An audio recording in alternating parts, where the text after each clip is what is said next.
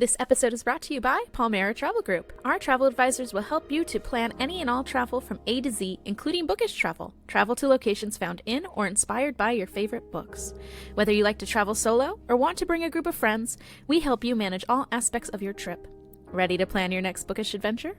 Contact Palmera Travel today at www.palmeratravel.com.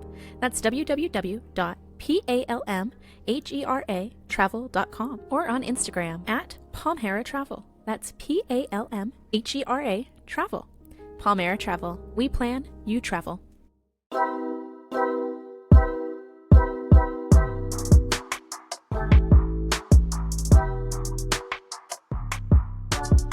Welcome to the What They Wrote podcast, that podcast where we get together and talk about our latest reads and all-time favorite books and authors.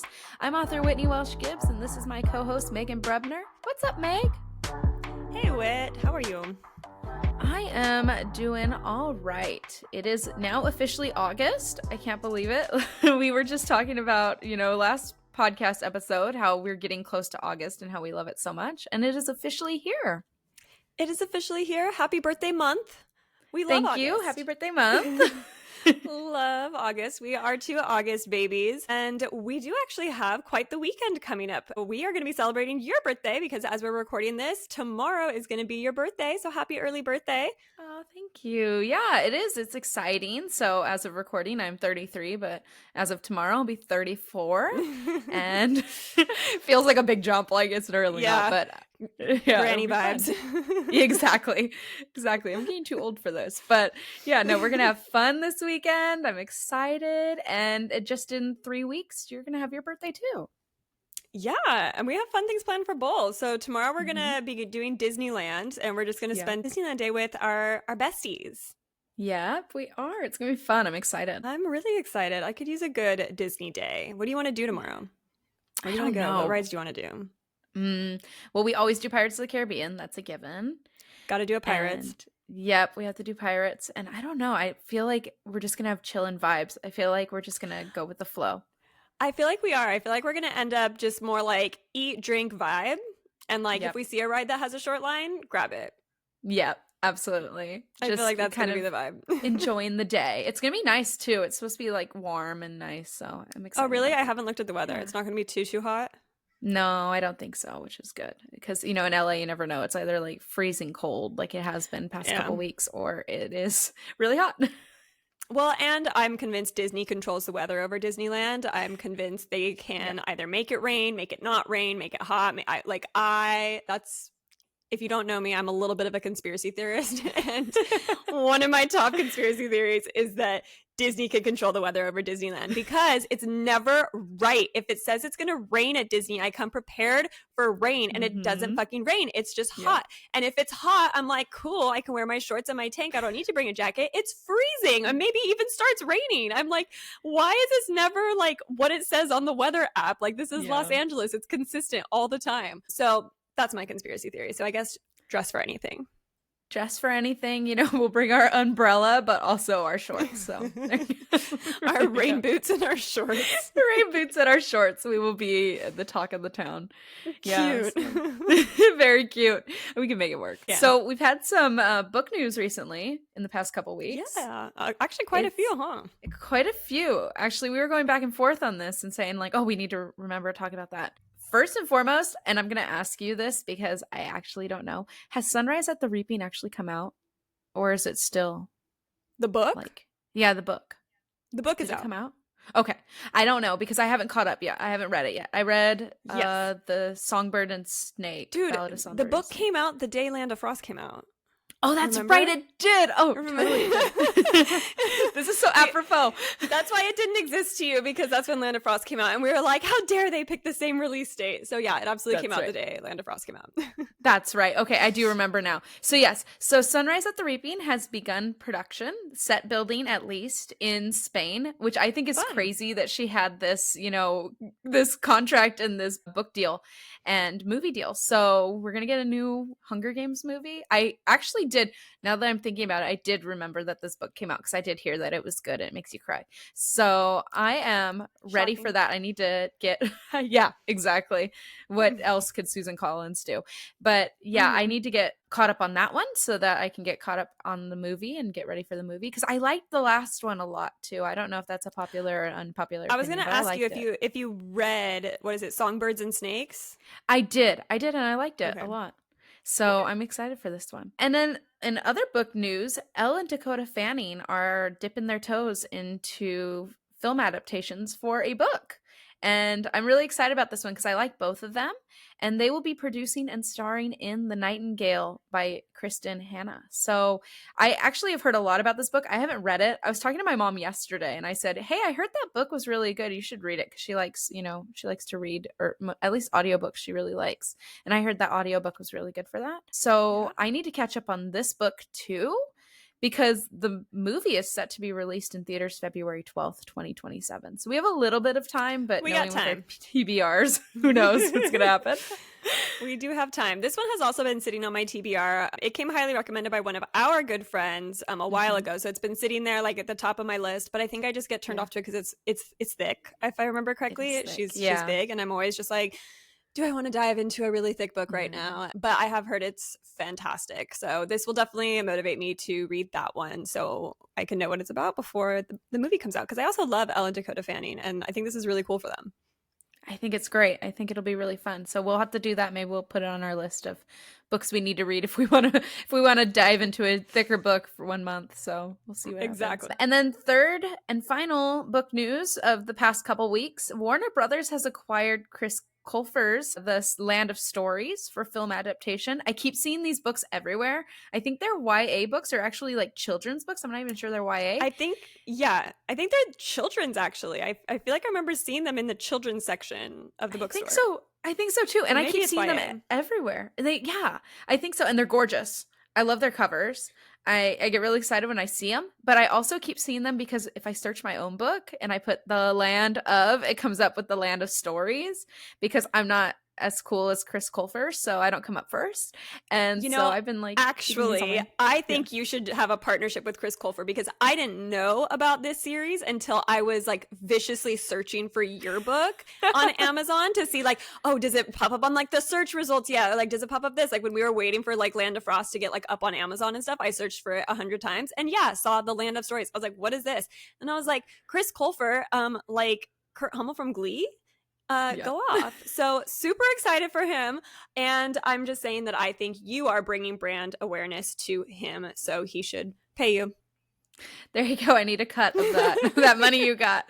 I'm going to call Deadline. I'm going to let them know that partners with Chris Colfer is Whitney Welsh Gibbs. So we'll see. Yeah, and people that are going to be searching for her book are just going to maybe happen to stumble upon Chris Colfer's book. Chris. All jokes. Love Chris Colfer. Super excited for him in this adaptation. It might be actually really fun to watch too. I wonder did they say anything about like if they're going to do is it an animated or a live action? I'm not sure. Actually, I'm really not sure. We'll have to update you when I find out more, but I think it'd be really fun to see. I like both. I like animated and live action, and I am super ready for another like great children's story. And so we'll see what happens. So that's all the news I got for you today. Stack of news. So I know. I feel like bookish news has turned into book film adaptation news, because all of our book news lately has been about film adaptations. But we are suckers for film adaptations, so it makes sense. Yeah, we're going to have to start doing like a series of like books that also are film adaptations, and like watch the film after we read the book and see how they compare. And then do a talk. That's a good idea 1 month. We should do that. Be like, okay, read the book with us, watch the movie, and then we'll talk about both and how they compared. Yeah, we should do that. I like that That's idea. A new one. New suggestions coming up then. Okay, I will. So Megan, what are we doing today on this podcast? It's kind of a mid-month podcast, so what are we up to? What are we doing today? Well, I'm really excited about today because we have, from now when we're recording, a month and a half until the second book of the Steel Citadel series releases, which is your fantasy/romance series and the sequel to The Land of Frost. So today we're going to talk, kind of get a little insider sneak peek on book 2, which is called The Curse of Fire by Whitney Welsh Gibbs, yours truly here. And we're just going to kind of talk, get some, insider scoop, see if you want to share anything that we can anticipate, maybe kind of just bounce around, like let the listeners know if there's anything they should look out for, anything to kind of get them excited about without, of course, any spoilers for book 2. There may be spoilers for book 1, so if you have not read The Land of Frost, this is your spoiler warning. We may spoil The Land of Frost, but we will not be spoiling anything in The Curse of Fire, which will be coming out September 16th of this year. Yes, it is. It's getting so close. Yeah, you're right. You got quiet. I was like, did I get the date wrong? No, you're right. So yeah, let's talk about it. You're right. Fair warning, there will be spoilers. We can't talk about book 2 and the lead up to book 2 without at least talking a little bit about where we left off in book 1. So if you haven't read it, please, pause this, go and read. Actually, it's on Kindle Unlimited. Go and read, and then come back and find out what you have to look forward to in book 2. Love it. Okay. Well, speaking of that, so now we're going to start talking a little bit about book 2 and how book 1 ends, because at the end of book 1, we are left on quite the cliffhanger. So we are in Maeve's point of view, and we see her ex-fiance, who she believed to be dead, Ryan, show up at the prison as the new prince and basically looking for Maeve, who is in hiding. She's incognito, and has announced that he is the new prince, his dad's the new king, and they're the ones that have usurped the throne, killed her family, tried to kill her, and here he is. Crazy cliffhanger. Love it. Yeah. One of my faves. Does book 2 pick up right after that, or is there a time jump? Do we go back in time? Kind of what can we expect once we pick up book 2? It picks up on the next breath. So you will really be diving right into the story as it ended in book 1. So you're not missing anything. You're not going to have a time jump and be confused at what happened next. I'm not going to, leave you hanging on that cliffhanger. You will get the answers and the things that you need to move the story along and really kind of figure out what's going on right at the get-go. So I'm super excited about that too, because I hate when I get a story and they leave me on a cliffhanger and then the next book starts and it's somewhere completely different. And you're like, well, what happened with the cliffhanger? I'm gonna have to wait for that. Right. Yeah. Or you have to sit there through like the recap. Like they sit there and like recap all the information. Like, okay. Let's like get into the dirty details, which I love about your writing style. I love that you just give me all the dirty details right up front. Really appreciate it. Thank you. Oh, you're welcome. It's written all for you, so it's fine. Did you always know you wanted to start book 2 like that, or have book 1 end at that cliffhanger?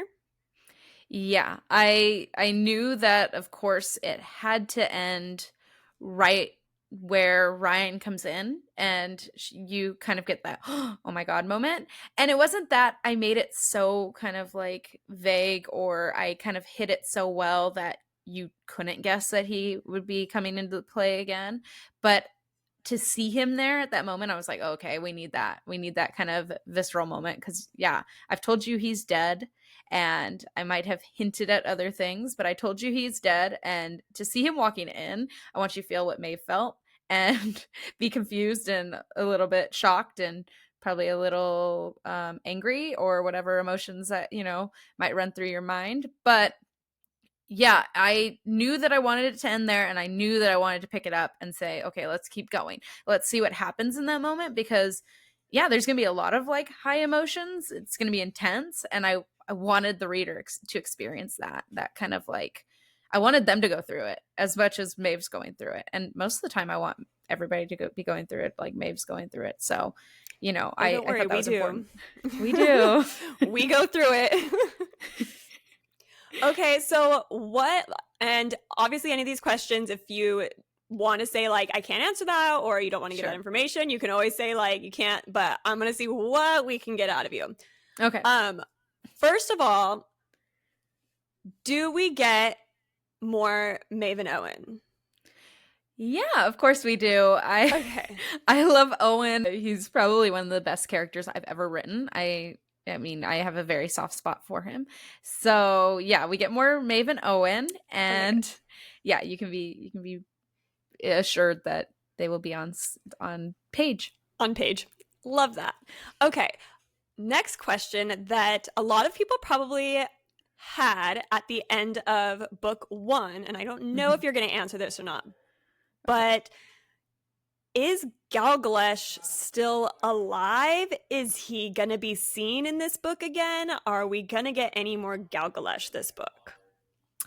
As far as we know, from the end of book 1, Galgalesh is alive. He's on the run. So as far as we know, going into this story, Galgalesh is alive. I can't say for sure, but I can say as far as we know, yes. Okay. Do we get any new characters? We do. We get a whole bunch of new characters this book. I'm so excited about it because, the world is kind of expanding. You have this limited view, just like Maeve's view of the world, and it gets a little bit bigger like each step she takes. And this story is no different. We get new characters. Some of my favorite characters I've ever written are in this book, and we kind of get to see not only Maeve's world, and we've kind of established Maeve's world, which was really limited in the first book, and that grows in the second book as well, but we get to see the other main characters' worlds and who they know, their families, that sort of thing. So we are really expanding who we know and the stakes of this story. And in meeting other people, do we see new places as well in this world? You say we're expanding? We do. I can say that. It's okay. It's in the description of the book. So yeah, Maeve, where we left off is she's in kind of like a rough spot, right? Her ex-fiance has now walked in. He's alive. She finds out he's the prince, and that holds a lot of weight, because what did he have to do to become prince? He had to get rid of her family. So she's in a tough spot. She can't stay where she's at. He's looking for her. So we do get to kind of see more of the world. This world's going to expand. We're not going to stay in the prison for this whole book. So last book, it took place largely in Boskagar, and now it's going to kind of expand into the other territories of the kingdom. And we're going to get to see some new things, and maybe get some change of scenery and some change of clothes, because Boskagar is a little bit cold. We might go some places that aren't so cold, and we'll get to explore really the people and the things that Maeve has never gotten to explore in her life. Now, we're meeting new characters, we're seeing new places. I'm assuming that also means we will meet new magics. Can you give us any idea of what kind of magics we might meet in this book? I can give a little bit of an idea. I won't spoil it too much, but I mean, we haven't explored magic too much in the sense of, the different types of magic there are. We know that from book 1, we know that we have Galgalesh's fairy magic.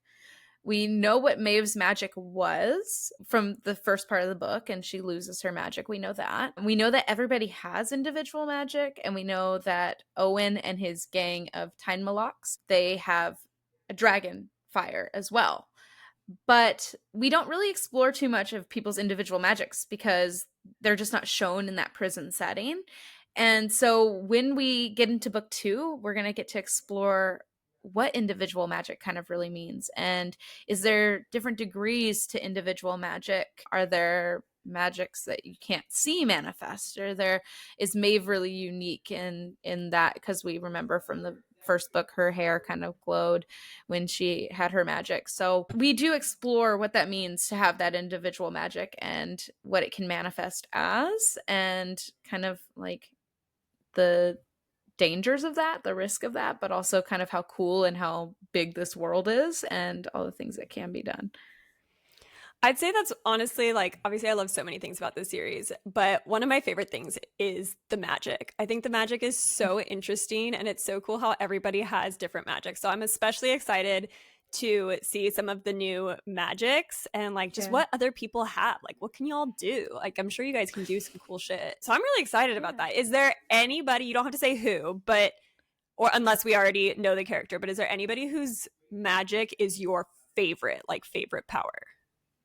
Do you have a favorite?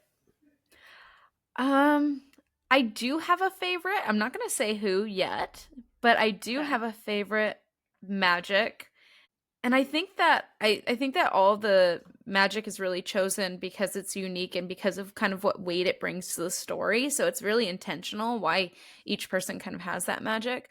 But I do have a few favorites. I mean, I think I've always loved the uniqueness of somebody having some, like an individual magic. So to be able to kind of like pull from their personalities, it really just it is fascinating to me, right? To be so individual and unique in a place where everybody kind of has like this skill. So yeah, there are a few I like. We'll come back to that once the book comes out and I Okay. can tell you guys what it is. But yeah, I there's some where you're like, ooh, that holds some weight. That's pretty good. There's some cool ones for sure. Okay, okay. We'll wait on that one then.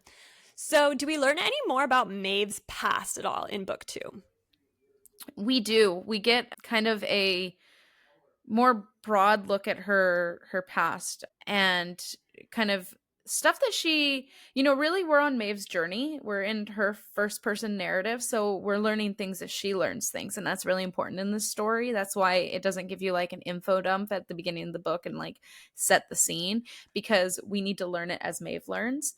And I think for book 1, we learn a lot about her past, and we know that, it's not a great life she's lived. She's been sheltered, and there's some other things there that are not great. But I feel like as we go and as Maeve goes, she gets a little bit further away from that situation itself. Like, I don't know if you've ever been in a situation that's not a great situation, but when you're in it, you kind of like compartmentalize that, and you kind of like, it's almost like you graze over it because you're in that moment, and you, if you think about it Mm-hmm. too long, or if you kind of like dwell on it, it becomes like overwhelming. But the further away you get from that situation, once you're out of it, the more you can kind of think on it and see like, maybe you kind of said like, oh, it's normal or something, and then you realize like it's really not. And you kind of delve into that and try to deal with it. And I think this book is really Maeve dealing with who she is, her past, and the not so great things that she's had to go through in her past. And so the reader's really going to be dealing with that as well, because they're walking with her. So the further she gets away from that, the more, sometimes the harder it becomes. And so I feel like this book really just explores, that in that way, and explores just, who she is and what that means for her story moving forward. Yeah, I mean, it makes sense. You can only expect. I mean, her ex fiance tried to kill her and killed her entire family, which we know so far. Mm-hmm. So we have to assume there's some level of toxic relationship that she had to endure. And Mm-hmm. I'm assuming, being as sheltered as she was, like maybe there was a part of it she didn't even like realize, like Right. like she didn't know better. Like this is the only person. So I feel like she puts her trust in people. That's all she knows, is to trust them. So how can she know very much better? So I think that's really cool that we're going to get to see a little more on that development, and maybe just a little bit in her head of like going through the, yeah, like you said, just coping with all the trauma she's realizing is actually trauma and not just, oh, that's just life, babe. Like she's going through some shit and went through some shit. Yeah, and I think that the thing about her story is that she never had a safe space. Like that was never built for her. And when she meets Owen, once they kind of establish that relationship that they have in book 1, she finds a safe space. Well, safe spaces aren't always like comfortable spaces, and it's a place where you grow. It's a place where you get angry when you really are starting to explore those things that are, maybe traumas, or maybe things that you've gone through that you don't understand. You get angry, you lash out, they make you feel a certain way. They make you like understand the reality of that when you're in that safe space. And so it's like an uncomfortable growth, but it is growth. And I think that Owen is really that for her. So kind of exploring that in book 2, where he's giving her that space to kind of feel that and to kind of like grow and like learn. And it feels, he might not even understand it half the time either, but, and she certainly doesn't, but she finally has that kind of peace, which is great for her, but also it becomes a journey. It becomes a journey. So Are there any like changes of themes or any themes we should look out for? Anything you'd want readers to know going into book 2 that may differ from book 1 or be similar to book 1? I think I would say that, and I've never painted it in a different way, but I think that it becomes more apparent in this book that this book is a dark fantasy. The series is a dark fantasy. And at the heart of it, I mean, it does have romance. It deals with that. It is high fantasy. It is fun in some parts, but it is a dark fantasy with dark themes. It is a story about, greedy people and those that will literally do anything to obtain power. And so this story is dark. It's not something that, you can really walk into lightly thinking that, oh, we're just going to have a nice romance and things are going to get better and things are going to get solved and all her problems are gone immediately in the second book because she's grown a little bit. No, it's going to be hard. It's going to be a dark fantasy. This whole series will be. The themes pretty much remain the same, but it might, the readers might just have to be aware that, it's gonna be rough. She's in war. Yeah. If whether she likes it or not, she's fighting for her life every day, and she's gonna continue to do so. Whether that means fighting through things of her past or fighting through her present, she's in it, and we're gonna be in it as readers too.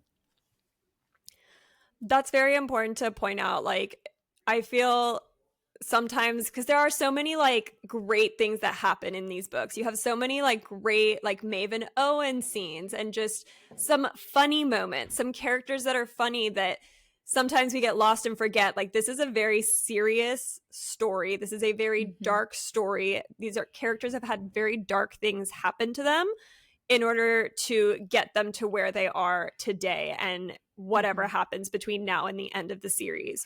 So I'm glad that you brought that up. So can you tell us anything about the title of the book, Curse of Fire?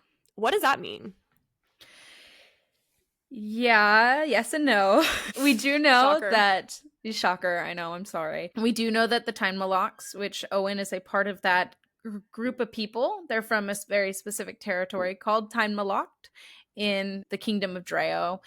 They are called the Fire Cursed because of their ability to wield dragon fire. So we know that much. But I also think that this book is a little bit of a baptism in fire in a lot of ways. And it's not always great. I feel like what our characters go through is, is not easy. Okay. And we know, because you did release a sneak preview of book 2 on your website. So we do know dragons are coming. Right? Yes.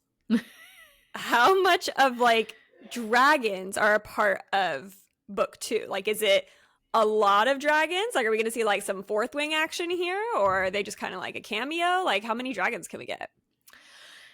It's not fourth wing. They don't become like the main characters of the series. I know, I'm sorry. But there are dragons pretty prominently in this book. And going forward, they'll be pretty prominent in the story. More and more as it goes. So they do become kind of like this central like idea and kind of central figure in the book. But no, we're not going to get, like true fourth wing. We're not going to bond with dragons or anything in this, but they will be pretty prominent. You'll see them quite a bit, and hopefully some more later on too. Do they talk? I plead the fifth. Oh no. Thought I'd get you on that one. Just start like spitfire asking questions. How does the book end? Is there anything else that you would want readers to know before going into this book? Before we get to the fun questions, like, is there anything else you would really want readers to know before going into this? As I've always said, I write with intention. Everything has a purpose. It's not a lot of the stuff in this book. Like I said, this is a heavier, darker book, but it's still written like Land of Frost was, where every word is intentional. Every word has a purpose to it. And so even in those scenes where you think like, oh, she's trying to like get me on this scene or something, it's really not that. I'm literally just giving you the ramp up to the story. Like it is important, all these scenes, and that's why I chose them. I'm not just trying to startle you. And if you have, like, breathe through it. We'll get through it. If you're feeling a little bit like Maeve in some of these scenes and you're like freaking out, put down the book for a little bit and then come back and she'll be fine. It's fine. It's a fiction book. She'll be okay. And we'll get through it. Yeah, just know that, one, yes, it is fiction. It's inspired by history and folklore and personal history and all those things, So it is a book with weight on it. It's telling a story that, it's being told with intention. It's not just like, a cozy fantasy, but everybody's gonna be fine. It's fiction. and you're okay. And yeah, if you have problems, just breathe, find a book buddy and talk it out with them.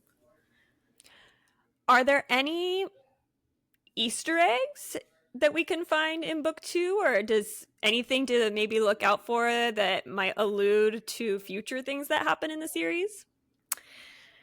Yes. I think as I've always said, yeah, keep your eyes peeled. Everything has purpose. If you think a scene is not finished, if you think like a thought or an idea is not finished, it's probably not. And also, as we explore new characters, remember to really pay close attention to the new characters. And they might be more important than you think they are. So I would say watch characters and just read with purpose, because like I said last time, you can go into this book reading for the vibes. You'll have a good time, but maybe not book 2. Book 1, sure, I'll read for the vibes. Book 2 is a little darker, so I don't know if those are the vibes you really want to read for, but read with intention, because everything comes back around. Absolutely everything. Okay. Is there anything you can exclusively tell us to our listeners? Any little piece, snippet, anything that you can give us about book 2? A character that gets introduced, or like something that we wanted to find out in book 1 that we find out about in book 2? Can you tease anything? Yeah, I'm going to tease. I wasn't planning on it, but I will for you and you alone. But I do think that the biggest thing I'm excited for with this book is to introduce new characters and kind of new scenes and stuff and new settings, but particularly finding out about Owen and his past and his family is really fun. So we do get to find out about Owen and his family, and we do get to kind of interact with those people, and we get to learn kind of like Maeve, like, she doesn't know too much about him yet. He seems to know more about her than she knows about him.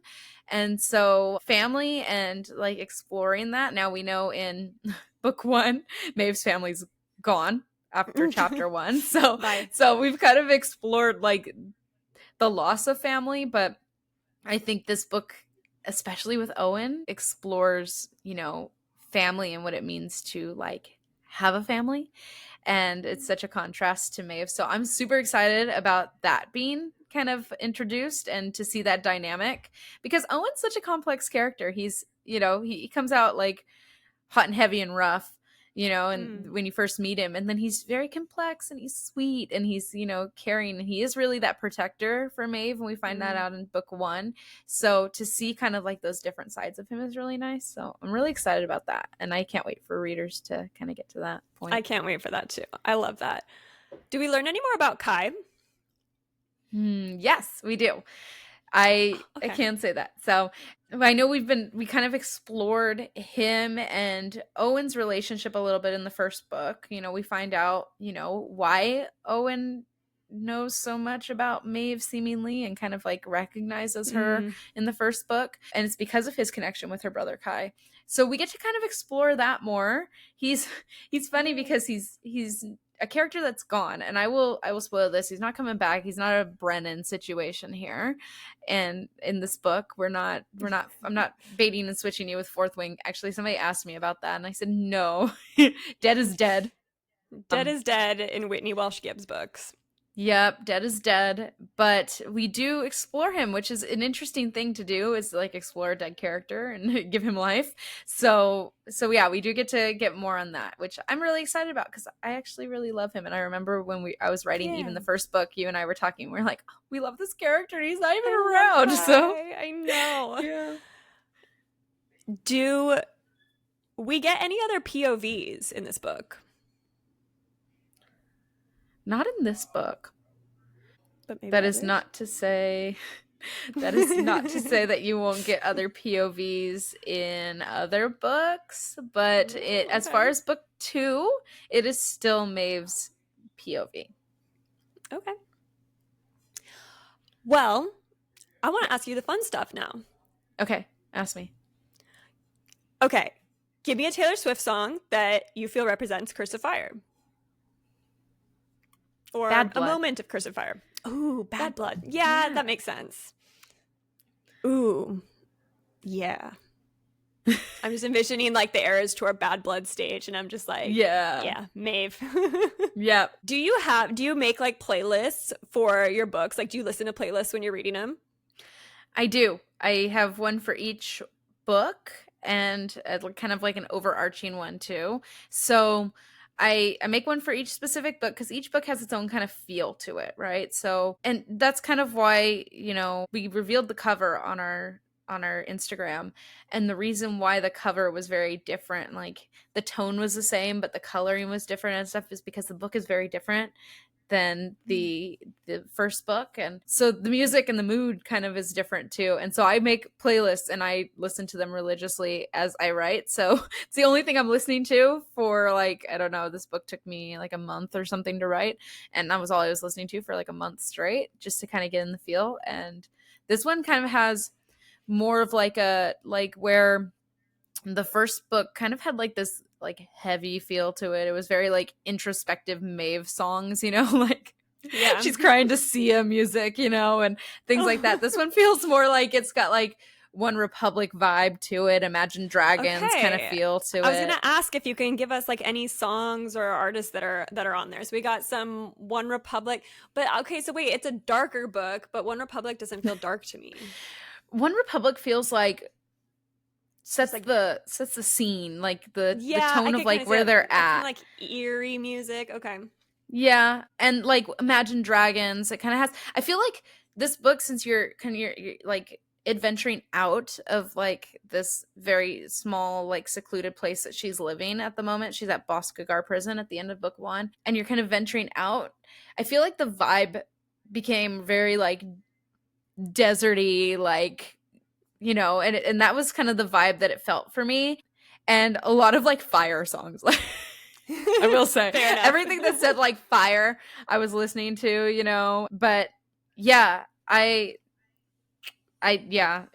doesn't make sense because it is a darker book, but you do have like, there's one scene where specifically I was listening to I Lived by One Republic, like that whole scene, and I'm like, this isn't even really like that, like, that song is so upbeat, and stuff, and like the whole scene just generally isn't that, but like that was the vibe I was getting, like Maeve and Owen were giving me. So they're living, they're like, she's figuring out how to live in this world again. So yeah, very cool. Do you have a favorite chapter?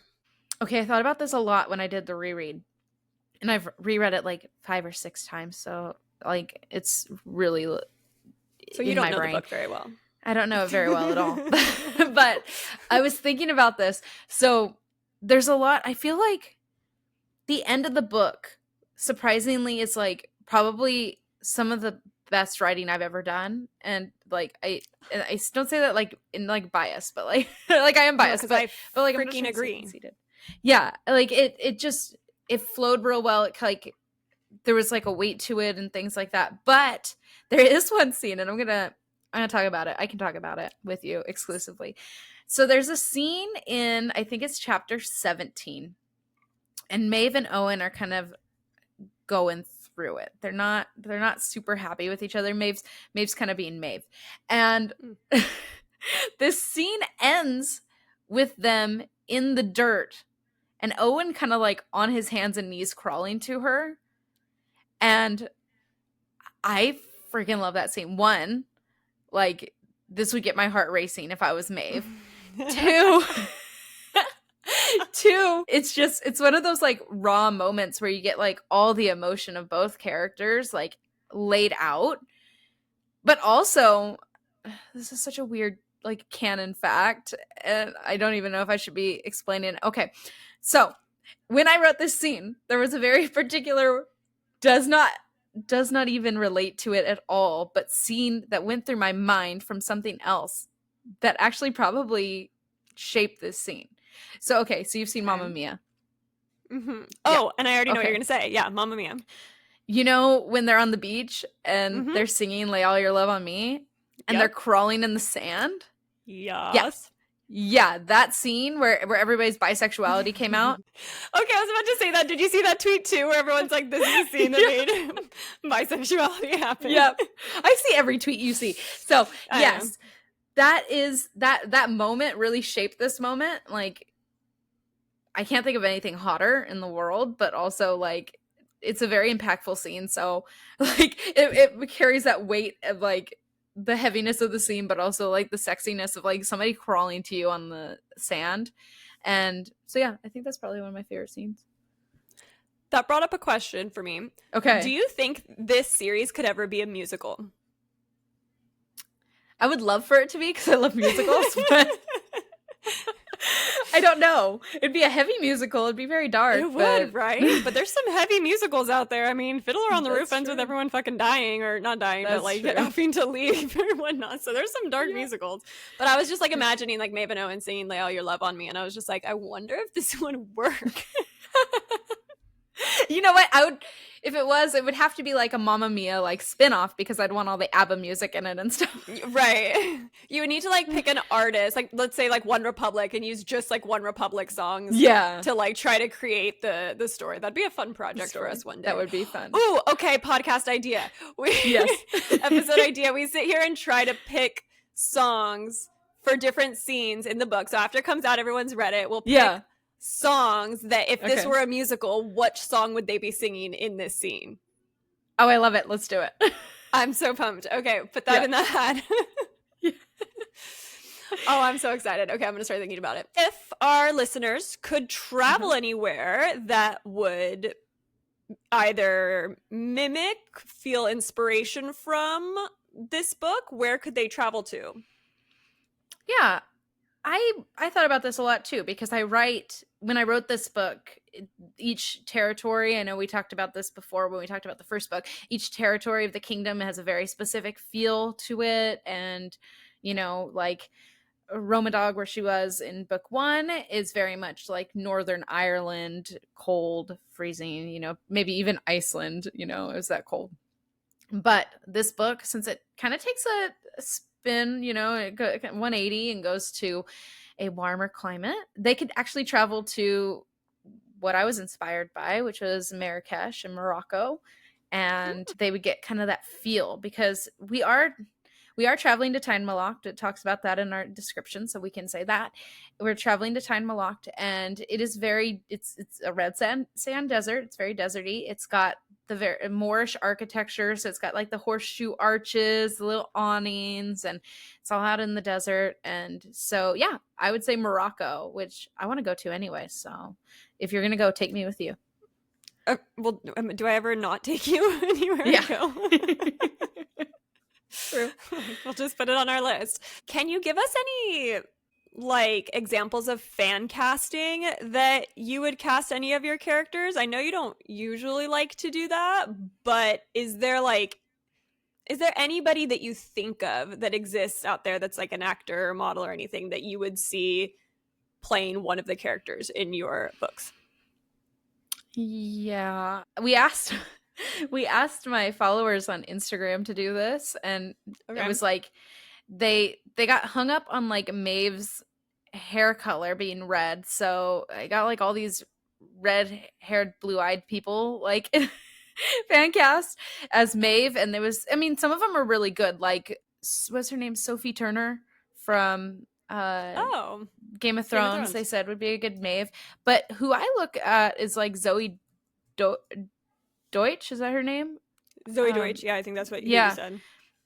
I really like her. I think she kind of fits like that mold of Maeve.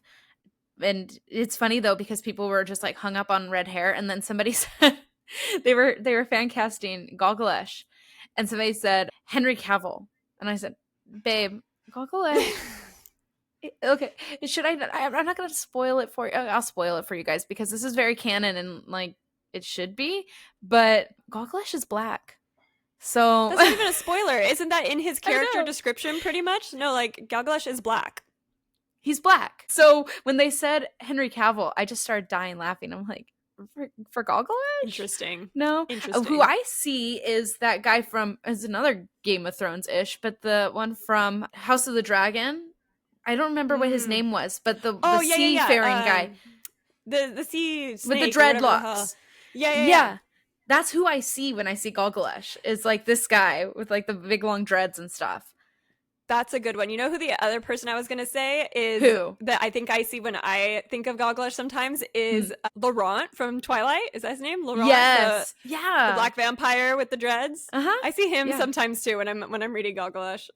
Yeah. So it's very canonically black. So Henry Cavill would not fit him. I would like to cast Henry Cavill as a one-man show, and he could play everybody. He could be Maeve. He could be Owen. He could be everybody. I would enjoy that. But I reject that fan casting with love. You can think of whoever you want. If you're really that into Goglesh, I did not know he was going to be such a dreamboat, but I'm glad for it because he is a hottie, so that's good. But Mama G is also Daddy G somehow. Apparently, Mama G is Daddy G, so... You know who I realize I subconsciously see sometimes when I'm reading Maeve? And this is niche. I might have told you this before, but in Grey's Anatomy, when I don't know how much of Grey's Anatomy you've seen, but when they do the merger and you get all the new characters, you get like April Kepner and Jesse Williams and all that.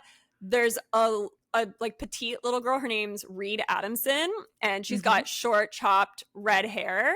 And that's actually who I think I see sometimes when I'm reading Maeve. Right? She does get shot in the head in Grey's Anatomy, unfortunately. R.I.P. There's no guns in my book, so you're okay. There's no guns in your... Okay, so it's not gonna like put some juju on the character or anything.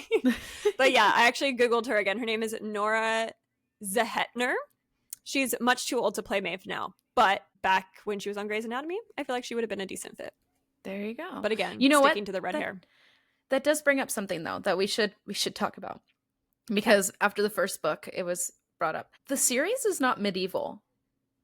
I would like to make this clear. A lot of people thought it was medieval because it's like a kingdom and it's like princesses and things like dragons, that. Whatever. Dragons, and they have a wagon. They're just not in like our world, so they're not medieval. It is set in like a modern like other world. So think like Fourth Wing.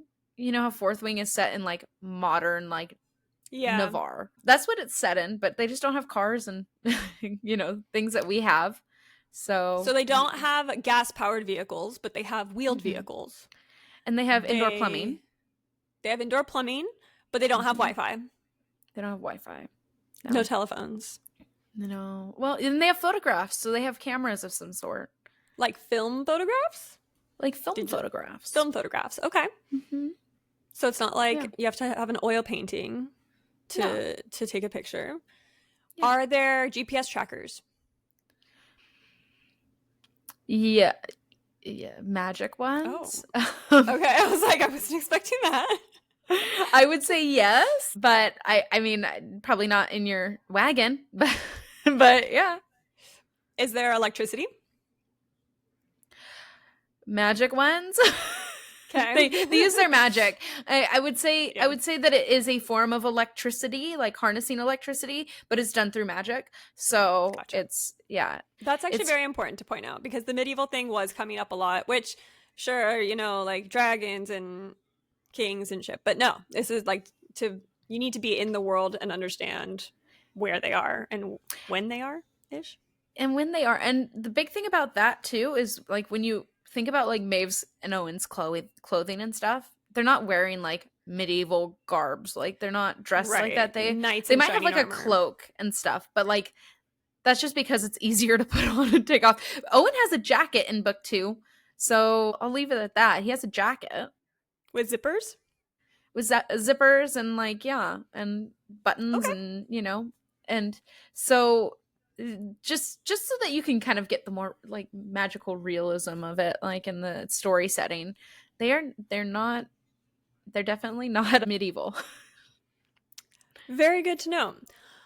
All right, Whit, well, is there anything else that you would like listeners to know before we wrap this up? Pre-orders are available now. Paperback and ebook are out right now. So you can currently, I believe you can pre-order the paperback on Barnes & Noble and Amazon. It's going to come to Books A Million and all the other fun stores, indie stores really soon, but it's just sort of, it takes some time when it populates up there. So you can pre-order it now. It's out September 16th. I'm super excited. Yay. And that just means that you have more time if you haven't read the first one. If you made it through all this and you haven't read the first one, why? But if you haven't read the first one, it's on Kindle Unlimited and you can go get caught up with Maeve's story and see how it continues on September 16th. I cannot wait. I love this book. I'm so excited for the rest of the world to get it in their hands and get back to Maeve and Owen. Yeah, me too. All right, friends. Well, that is What They Wrote. Thanks so much for tuning in to today's episode of the What They Wrote podcast. We hope you enjoyed hearing a sneak preview of The Curse of Fire by Whitney Welsh Gibbs, the second installment of the Steel Citadel series. If you liked this episode, please take a minute to leave us a 5-star rating so others can find us. Our next episode will drop on August 18th, which will be our book club episode discussing In 5 Years by Rebecca Searle. So be sure to subscribe so you don't miss it. You can find us on Spotify, Apple Podcasts, YouTube, or wherever you get your podcasts. And until next time, happy reading. Bye. Bye. This episode was brought to you by Palmera Travel Group. Our travel advisors will help you to plan any and all travel from A to Z, including bookish travel. Travel to locations found in or inspired by your favorite books. Whether you like to travel solo or want to bring a group of friends, we help you manage all aspects of your trip. Ready to plan your next bookish adventure? Contact Palmera Travel today at www.palmeratravel.com. That's www.palmeratravel.com or on Instagram at Palmera Travel, Palmhera Travel. Palmera Travel. We plan, you travel.